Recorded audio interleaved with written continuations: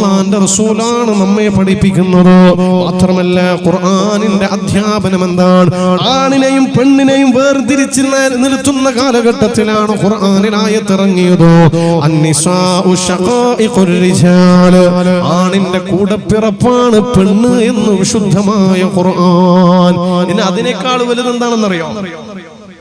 അതിനേക്കാൾ വലുത് റസൂലുള്ളാഹി സ്വല്ലല്ലാഹു അലൈഹി വസല്ലം തങ്ങൾ പറയാൻ, വഖിയാറുക്കും ഖിയാറുക്കും ലിനിസാഇഹിം, ആണുങ്ങളെ കൂട്ടത്തില് ആണുങ്ങളെ നിങ്ങളെ കൂട്ടത്തിൽ ഏറ്റവും നല്ല ആണാരാന്നറിയോ? ആണല്ലേ? ആണല്ലേ? എന്നാ ഈ ആണുങ്ങളെ കൂട്ടത്തില് ഏറ്റവും നല്ല ആണാരാണെന്നറിയോ?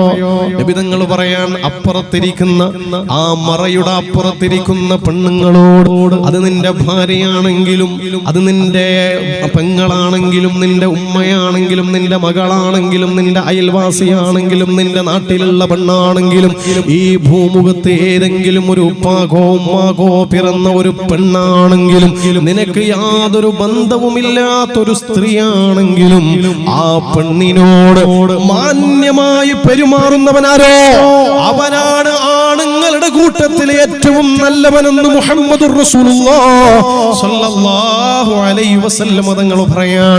ഇതിനേക്കാൾ മനോഹരമായ, ഇതിനേക്കാൾ മറ്റൊരു മനോഹരമായ സ്ത്രീ വിമോചനത്തിന്റെ വാക്ക് വേറെന്താണുള്ളത്? ആണുങ്ങളോടാ പറയണത്. ഏറ്റവും നല്ല ആണാരാണ്? ഭർത്താവേ, ഏറ്റവും നല്ല ഭർത്താവ് ആരാണെന്നറിയോ? വീട്ടിന്റെ അകത്തളങ്ങളിൽ കഴിയുന്ന പ്രിയപ്പെട്ട ഭാര്യയോട് മാന്യമായി ഇടപെടുന്ന, മാന്യമായി സംസാരിക്കുന്ന, അവളുടെ മനസ്സിന് സന്തോഷം പകരുന്ന ഭർത്താവാണ് നീയെങ്കിൽ നീയാണ് നല്ലവൻ. അല്ലെങ്കിലോ നീ എത്ര വലിയ നിസ്കാരക്കാരനാണെങ്കിലും നിനക്കിവിടെ സ്ഥാനമില്ല.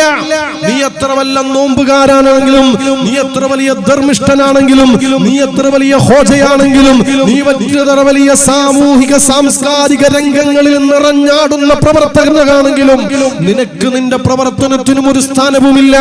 ഏത് കാലത്തോളം നിന്റെ വീട്ടിലുള്ള, നിന്റെ വീടിന്റെ പുറത്തുള്ള സ്ത്രീ ജനങ്ങളോടും മാന്യമായി പെരുമാറാത്ത കാലത്തോളം എന്ന് ഈ ഹദീസിന്റെ വെളിച്ചത്തിൽ നമുക്ക് പറയാൻ വേണ്ടി കഴിയും. ഏറ്റവും നല്ല മാന്യനാരാ? പെണ്ണുങ്ങളോട് ഏറ്റവും മാന്യമായി പെരുമാറുന്നു.